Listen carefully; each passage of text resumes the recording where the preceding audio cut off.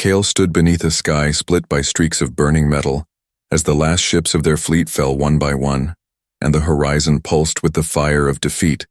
The Empire had always believed its walls of crystal and command could never be broken, but the Keith had no mercy. They came like storms swallowing suns and left behind worlds that screamed in silence. Now the city of Valora was the last breath of a dying civilization, and in the high chamber of wind-glass towers, Princess Nira stood with eyes that did not blink while her council argued over what could no longer be saved. They said there were no allies left, no fleets, no promises, only the forbidden name whispered in fear. Humans, the ghosts of the Starborn, that old legend of a race that had burned through half the galaxy and then vanished into the black, leaving behind ruins that still hummed with power. Nira listened as her elders spoke of honor, of refusing to kneel, but she saw the maps covered in red. She saw the empty docks and the cold factories, and she knew pride could not breathe in vacuum. Kale, her guardian and soldier since childhood, stood beside her silent and waiting until she spoke. Her voice was quiet, but it cut through the chamber like metal. We call them the Asi. Council fell silent as if the word itself carried punishment. One elder hissed that humans were the architects of extinction, that no debt owed to them was ever small. Nira said then, "Perhaps they will remember mercy." Kale saw her eyes in that moment, calm yet burning, and he understood that she was already beyond fear. The decision was made. And the oldest liaison led them to the northern vault, where the air shimmered with the breath of ancient machines. They opened the vault, and inside rested the relic, a tear-shaped beacon made of dark glass, the last channel to the Starborn. They carried it to the polar plains under a sky of frozen light. The winds howled through the steel pillars that marked the edge of the old world. Nira stepped into the circle carved into the ice and held the beacon in both hands. Her voice rose steady and clear, naming every city that had fallen, every promise that had broken. She said, "We have no other choice. We ask for your fire. We will pay what we must. We will remember your price." The beacon pulsed once, and then the air went still, as if the whole planet waited to hear an answer. Days passed with only the sound of war drawing closer. The Keith fleet hung over the outer moons, like claws ready to close. The palace trembled under distant bombardment. Kale drilled the guards in silence, teaching them how to breathe under fear, and to move even when the mind wanted to freeze. He told them courage was not noise. Courage was repetition, sharpening a blade. Again and again, even when you believe you will never use it. Nira walked among the people without armor, reminding them to keep the lamps covered and the children safe. Her calm was contagious, like a small flame refusing to die. Then on the 6th, dawn, the sea rose without wind and the clouds folded inward. Light bent around something vast and unseen until it took shape. A ship blacker than night descending with the quiet of falling snow. Its surface shimmered with constellations that did not belong to this sky. The ground shook, not from impact but from presence. A voice filled the air, smooth, cold, clear. "We heard you." A figure stepped from the light, tall and pale hair, silver-gray eyes sharp as ice. He said, "I am Commander Arden of the Starborn. State your need and your debt shall be weighed." The elders stumbled over words, but Nira stepped forward. She spoke of the Keth and their cruelty. She spoke of her people's will to live. She did not plead. She invited Arden to witness what was worth saving. Arden watched her in silence, then said, "Our aid comes with years, not gold. Your people will change by our hand. Are you ready?" Nira answered, "We are ready. We ask not for safety, but for the chance to stand." Arden nodded once, and the humans began their work. Training began before the next sunrise. The Starborn moved like shadows, teaching soldiers how to see beyond fear, how to fight as if the world depended on precision, not fury. Kale learned that strength was rhythm. Nira learned that command was trust. Every movement, every breath, a lesson carved into bone. The people began to move with purpose again, and though the Keth ships still circled above the city, no longer trembled like prey. One night, Kale stood beside Arden on the high wall. The human looked at the horizon and said, "Your world thinks fear is weakness, but fear is a tool. Shape it, or it shapes you." Kale said, "Then teach us how." Arden answered, We already have, as a Keth raider wing tore through the sky and vanished into the sea as if the ocean itself had swallowed them. The message was clear. Humanity had arrived, and the galaxy would soon remember why they were feared. The first rays of dawn spilled over the battered city, as the training fields came alive with the sound of orders and the crack of discipline. Humans moved through the lines like ghosts wrapped in armor that shimmered with faint light, their eyes cold but alive with intent. Kale watched them teach the guards how to fight without anger. How to use fear as balance rather than poison. They drilled from sunrise to the colorless dusk until sweat turned to steam in the morning chill. Every mistake earned silence, not shouting. Arden said silence was heavier than punishment. It taught the mind to correct itself from within. Nira observed quietly, her royal garments replaced by simple combat cloth. She learned how to disassemble a pulse rifle blindfolded, how to read wind direction by taste, how to command without showing hunger for command, and how to see courage even in trembling hands. The people whispered of the Starborn with awe and suspicion. They moved like machines, yet spoke like monks.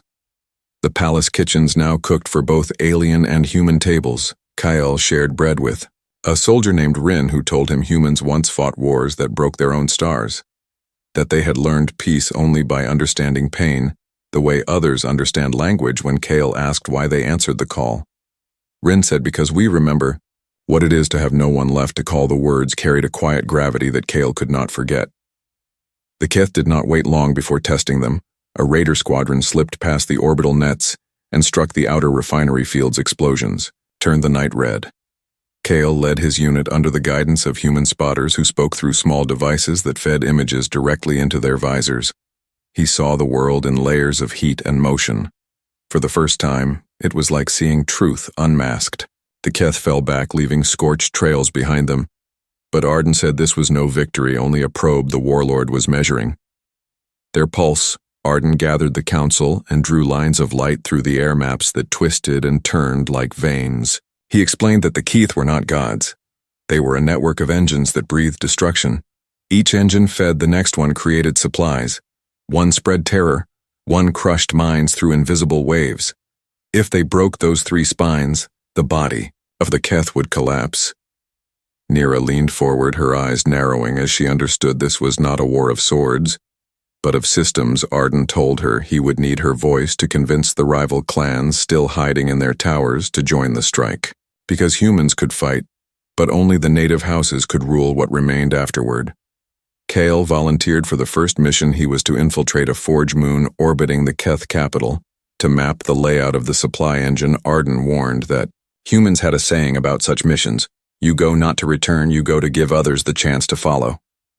Kale simply nodded his loyalty, bound not by duty but by belief. He believed in Nira's calm and her refusal to crumble, and he believed that Arden, though hard, carried some buried mercy beneath his armor.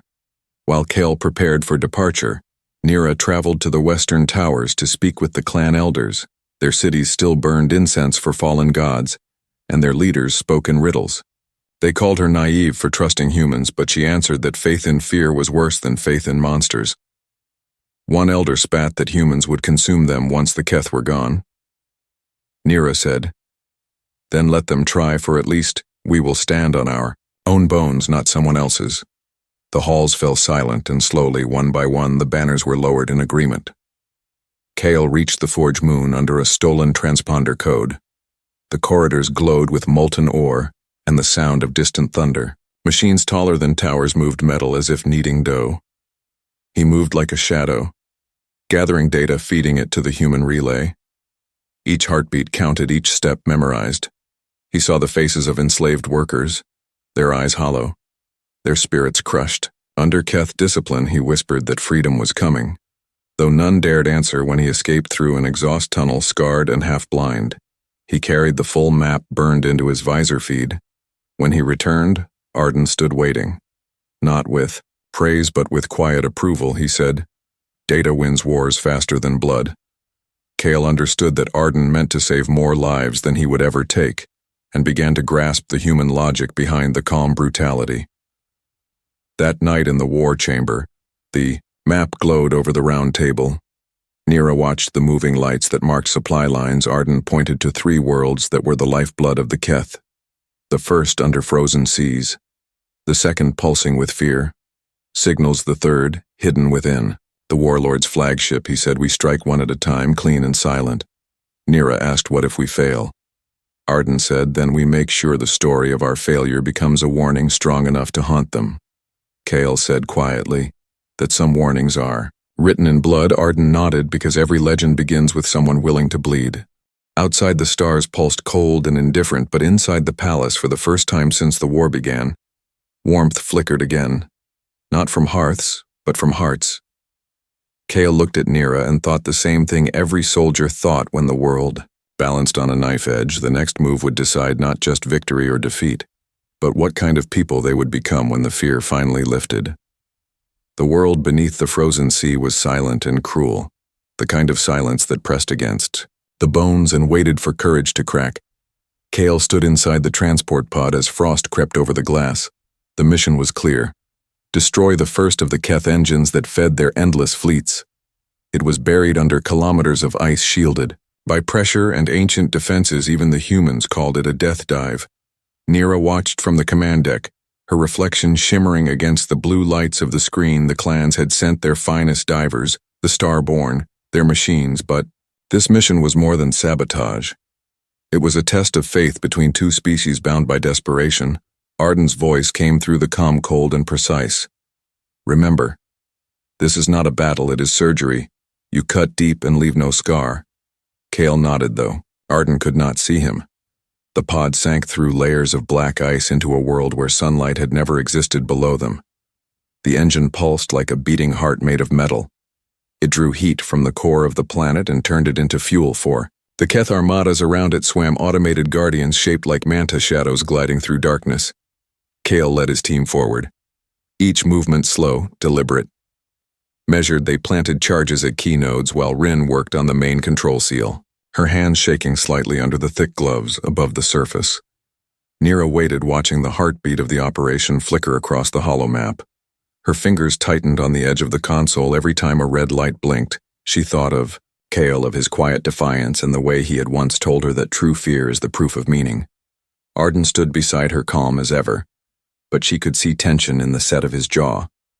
He said softly, humans have a saying, the ice hides what the heart cannot bear. Nira asked, and what does your heart hide? Arden did not answer. Under the ice, Kale reached the final chamber. The walls pulsed with veins of liquid fire. The engine core stood before him, alive and ancient, its sound more like breathing than machinery. The moment he placed the last charge, the sea began to tremble as if the world itself realized it was being cut open. Rin yelled that the pressure was spiking. The Keth had detected them. Kyle ordered the team to retreat, but the outer corridor was collapsing. He stayed behind to stabilize the failsafe system manually. His hands moved fast across alien symbols, guided by instinct and memory from human training. The code fought back like a living creature. He overrode one barrier, then another, until the system screamed. In the comms, Nira's voice came through. Kale, you have to pull back, the timer is running. He smiled, though no one could see it, and said, tell them the lesson worked. I am not afraid. The chamber exploded in light. The sea burst upward like a rising mountain, and for a heartbeat the stars themselves seemed to flicker. The shockwave traveled across the ice plains, lighting the horizon like dawn. When the sensors cleared, the Keth engine was gone, and with it, half the frozen shelf. Hours later, Kale stumbled into the extraction bay, drenched, bruised, but alive, his suit torn, his eyes hollow. He had crawled through vents filled with boiling steam to escape the collapse. Arden met him with a single nod. Not praise, not comfort, only acknowledgement. Nira ran to him, breaking every rule of royal conduct, her hands trembling as she touched his face to be sure he was real. He whispered, it's done, and then fell unconscious. The victory echoed across allied channels. The clans celebrated with fire and song, but Arden remained unmoved. He studied the new data and found what he had feared. The Keth warlord had shifted his fleets toward the capital. Their reaction was too fast, too precise. He told Nira, they know our pattern, they will strike at the heart next. She asked, what do we do? He said, we cut deeper. The next engine is not made of steel. It is made of fear and voice. We will silence it.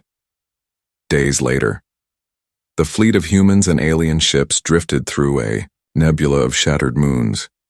The light painted everything in ghost colors. Nira stood beside Arden as they planned the second strike. It was not just war anymore, it was transformation. She could see it in the people, the way they stood straighter, the way fear had changed shape in them. Kale woke in the med bay. His first words were not about the wound, but about the next mission. He said the ice was nothing, compared to what waits inside the mind, in the dark corridors of the ship. Rin whispered that she had intercepted a message, a Keith transmission that spoke of something called the beacon, the warlord's heart, the mind that binds all their will together. Arden heard this and understood it was worse than he thought. He said quietly, "If we cut the wrong wire, the universe will scream." Nira looked at him and said, "Then let it scream if it means freedom." Outside the window, stars drifted like embers, and for the first time in centuries, the galaxy began to tremble at the thought that humans had returned not as conquerors but as teachers of survival. Yet beneath the silence, Arden knew that something else had awakened too. Something ancient and watching from the edges of the dark, as if the very void was waiting for the price that always came after calling the most feared species of all. The frozen victory had not yet faded when the next mission began. The second Keith engine lay beneath a city that never slept, a world that pulsed with terror, signals spreading fear through the minds of millions. The Keth had built towers that whispered commands into the dreams of their slaves, making them obey without chains. Arden called it the voice machine. Kale called it hell. They could not strike from orbit without killing the innocent, so they had to walk through the very streets that screamed. The mission was to reach the transmitter core hidden beneath the grand citadel of chains and shut it down before the next broadcast enslaved another 1,000 worlds. The infiltration team moved through rain that fell like ash. Their armor dimmed to match the color of the ruins. Kyle led on foot, while Nira disguised herself as a merchant from the outer colonies, carrying coded relics wrapped in cloth around her waist. The humans moved ahead, scanning corners through invisible beams, while the alien allies followed quietly through narrow alleys. The city was filled with silence that pretended to be calm. Faces moved like shadows. Eyes empty, smiles fixed as if fear itself had drained emotion. The voice machine was already working its poison. At the edge of the plaza, Kyle saw something he could not unsee. A mother kneeling before a statue, whispering the warlord's name, as if it were prayer behind her. Stood soldiers with their eyes hollow. They did not guard her. They worshipped her suffering as ritual. He whispered to Nira, "What kind of war makes people believe pain is devotion?" She answered, "The kind that begins in the mind." Arden's voice came through the comm channel, steady and precise. "Remember, you are here to cut the cord. Not to fight ghosts. We will not win by killing. We will win by silence." They descended into the lower corridors of the citadel, guided by the blue light of the Starborn beacon. The deeper they went, the more distorted the sound became, a constant low hum that made their skulls ache. Kale realized it was the machine whispering words that had no language but still carried meaning. Surrender, despair, kneel, give up. They pressed forward through the psychic storm until they reached the core chamber. It was a cathedral of machinery. Veins of metal pulsing with faint light at its center floated a crystal sphere larger than a ship. Each pulse sent waves through the air, and with it a whisper that could have broken lesser minds. Nira approached the console and began to copy the human override sequences Arden had prepared. But the system recognized intrusion and began to scream through every frequency. Kale and Rin fought to stabilize the generator while shadows formed in the mist. Mechanical guards, half metal, half mind, stumbling toward them, their eyes bleeding light. Kyle swung his rifle, but it was not bullets that stopped them. It was the sound of Nira's voice she spoke through, the channel into the machine, her tone calm like a mother to a child you do not own. "Fear," she said, "it belongs to those who face it." The sphere pulsed violently once, then twice, before fracturing into 1,000 shards. For a heartbeat, everything went quiet. Then the silence became deafening across the city. People collapsed, crying, waking from dreams that had never been theirs. Kyle looked around at the faces of those freed. their confusion slowly turning into awe. Nira stood breathing hard, her hands trembling. She said softly. It listened. Arden's voice came over the channel. You just spoke to billions. Remember what you promised. Every word now carries weight. She answered. Then let them carry it. As they extracted the team, the Keth fleet appeared in the upper atmosphere, their anger unleashed like a storm of fire. The starborn vessels rose to meet them, and the sky lit up with lines of light too bright to look at. Kale watched as human ships danced through chaos with precision. No alien could match. They fought not for dominance but for time. So the ground forces could evacuate. Arden himself flew the lead craft, weaving through enemy fire, like a man who had done this too many times before. He sent one last message to Nira, telling her to rally the refugees and not look back. Nira and Kale led the survivors through the burning streets toward the transport fields. Children ran, clutching rations. Soldiers carried the wounded strangers, helped strangers without orders. Something within the city had changed once the voice machine fell. The people remembered their own strength. They were no longer afraid of dying because they had already died in spirit and come back alive again. As they reached the last transport, Nira turned back and saw the citadel collapsing in flames. She whispered to Kyle, "Sometimes mercy is not a weakness. Sometimes it is rebellion." And he nodded, understanding more in that one moment than in all his years of battle. When the transports reached orbit, Arden's ship was the last to rise. The Keth fleet, broken but not destroyed, retreated into the outer dark, their pride wounded but their hunger still burning. Arden appeared on the holoscreen, his face calm but his eyes shadowed. He said, "The voice machine is gone, but the warlord has learned our names. He will come for your capital next." Nira asked, "How long do we have?" He said, "Not long enough.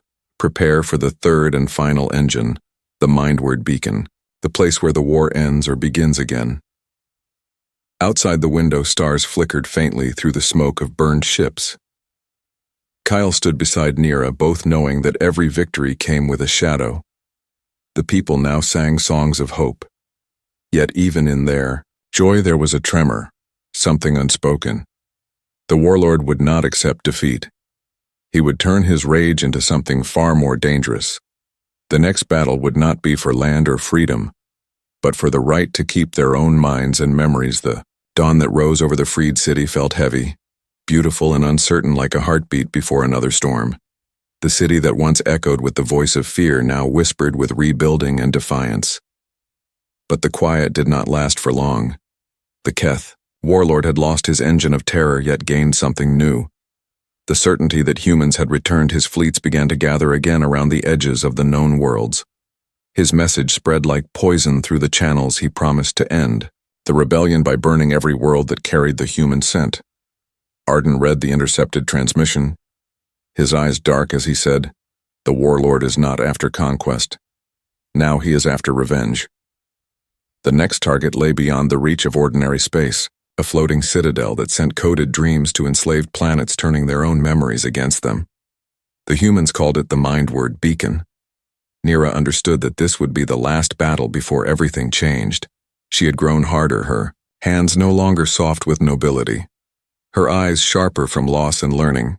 Kale watched her from the training grounds, as the soldiers prepared for what they all knew could be the end of their borrowed time. The Starborn had begun to share their deeper teachings, lessons on control of perception, how to fight illusions with thought rather than weapon. Rin said it was the oldest form of human warfare, the war fought inside the self. Nira sat with Arden in the war room, where the light from the strategy table painted their faces in shades of silver. She asked him why humans taught others instead of conquering again. He said, "Because the first time we conquered, we learned that victory means nothing if it kills the soul." She asked if he believed the galaxy could forgive them. He said, "Forgiveness is for the weak. Memory is what we live by." When Kale entered, he carried new intelligence.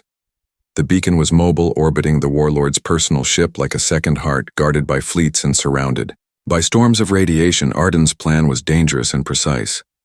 Nira would have to attend a false negotiation on the outer ring of the Keth capital, while Kyle and a human strike team boarded the flagship through maintenance shafts hidden inside plasma vents. The plan depended on timing and luck, both in short supply.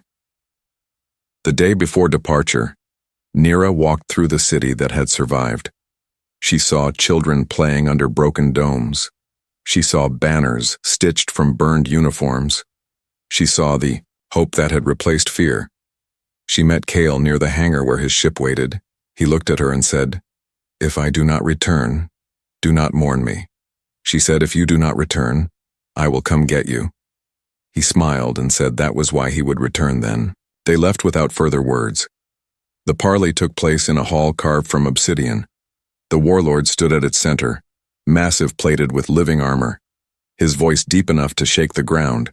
He mocked Nira, calling her the child who begged the devils for help. She stood calm, her hands folded behind her. She said, "You call them devils, but it was you who made monsters out of peace."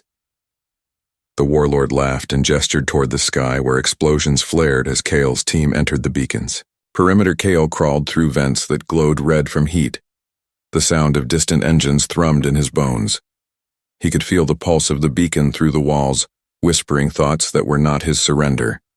"Return, Neo." He bit his tongue until he tasted blood to remind himself what was real. Rin guided him through the labyrinth, her voice steady in his ear.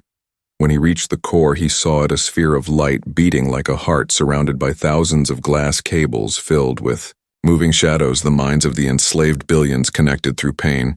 Arden joined them through projection, his voice calm. He said, "We cannot destroy it without killing them all. We must sever the link at its source." Nira overheard through her. Calm, she realized she was the key. Her presence at the parley was the distraction and the final code. At the same moment, she stepped toward the warlord and said, "I will give you what you fear most. Truth." She activated the signal hidden in her pulse, transmitter, and across the void. Kale used it to unlock the final barrier. The beacon flared, blinding light filled the chamber as the glass cables snapped one by one, releasing cries that sounded like wind in mountains. The warlord roared his rage. Shaking the hall, he struck Nira across the floor, his claws tearing through the marble. Kale could hear her breath falter through the channel, but she whispered, "Finish it," and he did. He drove the last spike into the control nexus. The beacon imploded, the psychic storm ripping through space, shattering the illusions that held entire worlds captive in the chaos. The flagship began to break apart. Arden's fleet pulled Kale's team out through collapsing corridors, the ship burning around them. Nira lay on the parley floor, barely conscious, the warlord stumbling toward her in fury. When suddenly the ground cracked open. A beam of light from the orbiting Starborn cruiser sliced through the roof, tearing the hull apart. Arden's voice thundered, "Through every channel it is done, retreat." Kale reached her just as the chamber fell away, carrying her into his arms as debris rained from above. They ascended through fire and vacuum until the black of space swallowed the noise. The beacon was gone. The link broken, the warlord drifting into the void, screaming into silence. The battle was over, but not yet won. Back aboard the flagship, Kale stood beside Nira as she regained her breath. The humans around them, silent, exhausted eyes, hollow from what they had seen. Arden approached and said quietly, "The engines are dead, the empire of fear is bleeding, but what comes next will decide everything." Nira nodded, her voice raw. "We rebuild not as slaves, not as rulers, but as witnesses." He said then, "The debt is nearly paid, but there is one more storm before the dawn." The victory that had seemed final was only a fragile pause, and the silence that followed was too heavy to trust. The Keth warlord had fallen into the void, but the mindward beacon had not truly died. Its echoes spread through the neural lattice of space, carrying fragments of the warlord's rage across systems like ghosts that would not rest. Nira stood on the observation deck, watching the fragments burn across the upper sky. Like broken stars, she whispered that endings rarely end. Arden stood beside her, his voice quiet.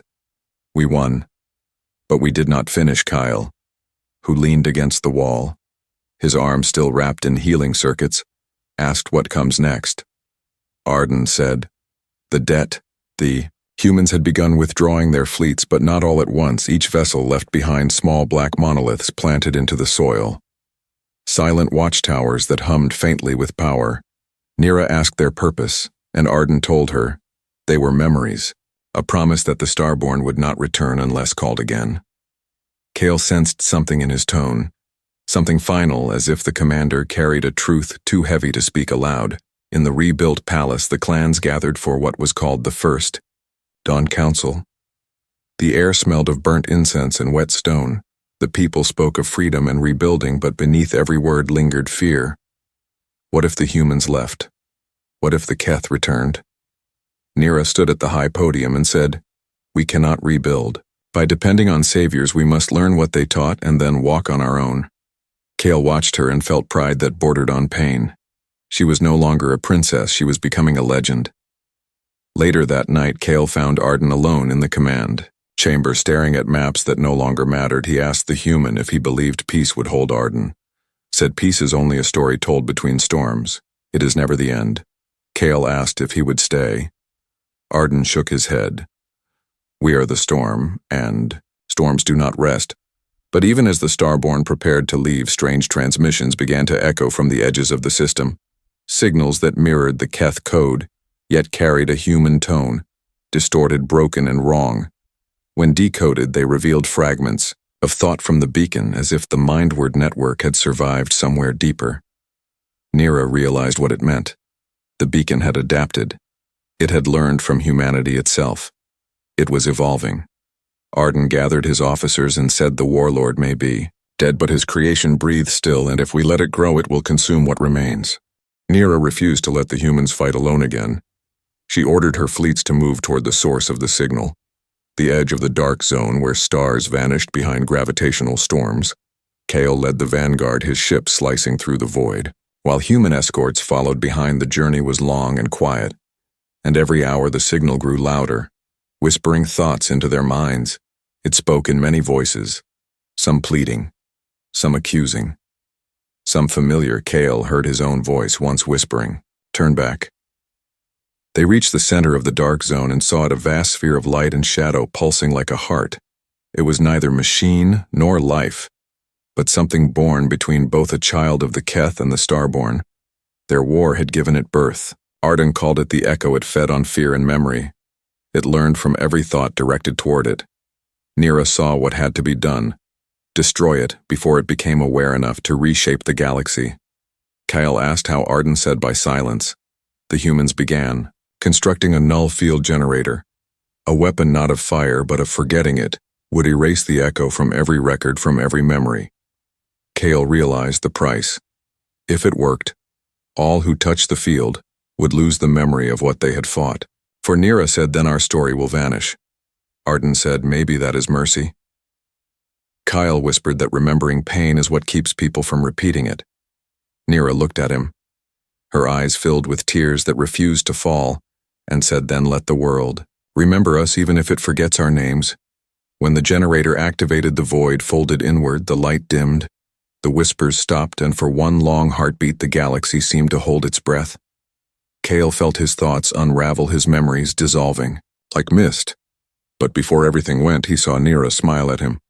A smile that carried all the worlds they had saved, and all the ones that would never know their names. Then everything became still. When the light returned, the fleets drifted silently. Above a calm starfield, the echo was gone. The signal erased the logs incomplete, only fragments remained of the battle. Nira stood on the deck, unaware of what she had lost. Kyle looked at her and felt something missing, like a dream half remembered. Arden alone seemed to understand. He said softly, some debts are not paid in memory, but in the peace that follows, and when peace finally comes, we leave before it forgets why it existed. The last of the Starborn ships rose toward the edge of light, disappearing into the folds of space, leaving behind only the faint hum of their monoliths. The world below stirred with the first true dawn, and though no one remembered the details of how the war ended, every heart carried a quiet reverence for a name they could not recall, as if the stars themselves whispered, thank you to the most feared species that had once walked among them. The stars over Valora were calm for the first time in living memory. The night no longer burned with the streak of falling ships, and the people who had once hidden beneath the ruins now walked freely under the open sky. Nira stood on the palace balcony, watching the city lights shimmer like living veins. The air smelled of stone and rain, the kind of scent that belonged to worlds still learning how to live again. Kale approached quietly, his arm still marked with faint scars. from battles he could no longer fully remember. There was a strange peace in his eyes, but also the unease that came when the war ended too suddenly. He said, "The Starborn have gone, and it feels as if the sky itself has grown lighter." Nira turned to him, her voice soft. "The silence they left behind is the loudest thing I have ever heard." The humans had departed days earlier, leaving only the black monoliths that now stood across the plains, each one humming faintly in the wind. The people did not understand them. Yet, they did not fear them. They called them the Pillars of Dawn, and believed they protected the world. Nira visited one of them at sunrise. She placed her hand on the cold surface and felt a pulse not mechanical but alive, as if the tower breathed. She whispered to it, asking if the Starborn could hear. The question vanished into the hum, and she thought, perhaps that was answer enough. The Council of Clans met to write what they called the Accord of Renewal, the charter for a united world no longer bound by bloodlines or fear. Kyle stood beside Nira as she addressed them, her voice calm but filled. With conviction, she said, "We have learned that survival is not given, it is taught. We were saved by those we once called monsters, but they showed us that courage is not born from perfection, it is born from choice. Today, we choose to remember even if we do not know all the names." Kale watched the faces of the crowd, saw tears where once there had been suspicion, and for the first time believed peace might last in the outer fields. Children played among the old wrecks of human landing craft. They painted them with bright colors, turning the scars of war into art. When Nira passed, they saluted her in their own playful way, pretending to be soldiers of the Starborn. She smiled, though her chest tightened. She wondered if one day someone would rediscover what the humans had truly been and whether the galaxy would be ready for them again. Kale joined her and said, "The children think the Starborn were angels." Nira said, "Maybe they were something greater than angels. Maybe they were reminders." Yet beneath the calm, a strange message began to appear across the communication channels, not in words but in a simple pattern, a sequence of 3 tones followed by silence. It came from the direction where the Starborn fleet had vanished. Nira ordered it traced, but no one could find its origin. It was as if the message came from nowhere. Kale listened to it and felt something stir in him like a memory, just out of reach. He said, "It feels familiar." Nira asked, "Do you think they are calling?" Asardan once said, "Storms do not rest. Maybe this is their way of reminding us that peace is never still." That night Nira dreamed she stood in a field of stars that moved like waves in water, and across them walked the shadow of a man whose voice she almost knew. He said, "You paid the debt you learned to stand, now teach others," and then he was gone. She woke with tears in her eyes and went to the balcony. The first rays of dawn touched the towers. The world was quiet. Kale joined her, bringing 2 cups of tea. They stood together in silence, watching light grow from the horizon. She said, "I think we were never meant to remember everything," he said. "Maybe remembering everything would make the story smaller. Maybe forgetting some parts keeps it alive." Years passed and the world healed. The scars of war became monuments.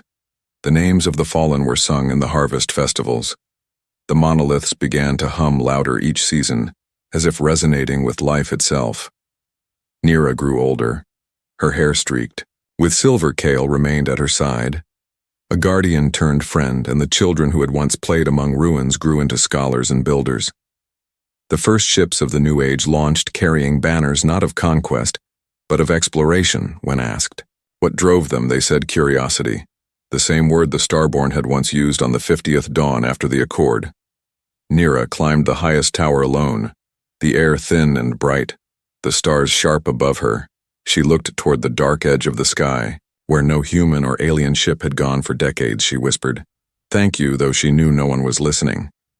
And as she turned to leave, she saw a flicker of movement in the clouds, a brief glint of metal vanishing into the light like a ship.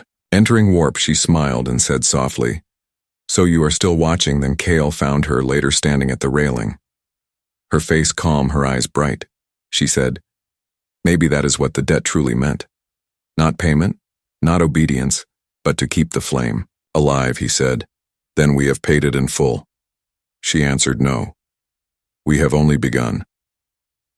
When night fell again, the stars seemed closer, and for the first time the people of Valora began to dream not of fear, but of wonder. They looked into the sky and spoke. of building ships to follow the path of those who had once saved them. The story of the Starborn became legend, and legends became faith, carried by the wind through generations until the day would come when another desperate world would whisper. Into the dark, and somewhere far beyond hearing distance a voice would answer, "We heard you." The years turned like gentle waves, and the world that had once trembled beneath storms of fire now breathed in peace. The city of Valora rose from its ashes, brighter than it had ever been. Its towers no longer built for war, but for watching the sunrise. Children learned in schools where the walls still carried the scars of battle, and the elders told them of a time when fear had ruled and hope had been a whisper in the dark. Nira walked among them not as a queen, but as a teacher, her voice soft, her presence steady. She spoke of courage, of mercy, and of the strange wanderers from the stars who had come when all else was lost. She said we called them in our final breath, and they came not to rule but to remind us that light belongs to those who dare to keep it alive. Kale had aged beside her, his hair now touched with white, his eyes calm like rivers that had seen too many storms. He spent his days walking the outer fields where the monoliths still stood black and silent, humming faintly beneath the wind. Some said they were just machines, others swore they were alive. Kale never tried to prove either. He would place his hand on the cold surface and feel something deep and steady, a heartbeat, not his own, as if the Starborn still lingered watching unseen, waiting for the moment the galaxy would need them once more. One evening, as the twin moons rose over the plains, Nira gathered the council for what would be her last address. She stood beneath the open sky. The people gathered in silence, and the stars above seemed to listen. She said we were given a second chance, and that chance came from those who taught us not to bow before fear, but to face it and shape it. We owe them not worship, but remembrance, and the best way to remember them is to live fully, to explore, to build, to love without chains. She looked toward the horizon where the wind moved through the wheat like waves of light and said, "Someday someone will call into the dark again, and when they do, I hope we will be the ones to answer." Kyle listened and felt something stir within him, a warmth that felt like the echo of an old promise. He knew then that his path was ending, but the story was not. He went to Nira after the gathering and said, "They will call us the children of the Starborn." She smiled and said, "Then let us be worthy of the name." That night, she walked alone to the tallest balcony, the same place where she had once called for help.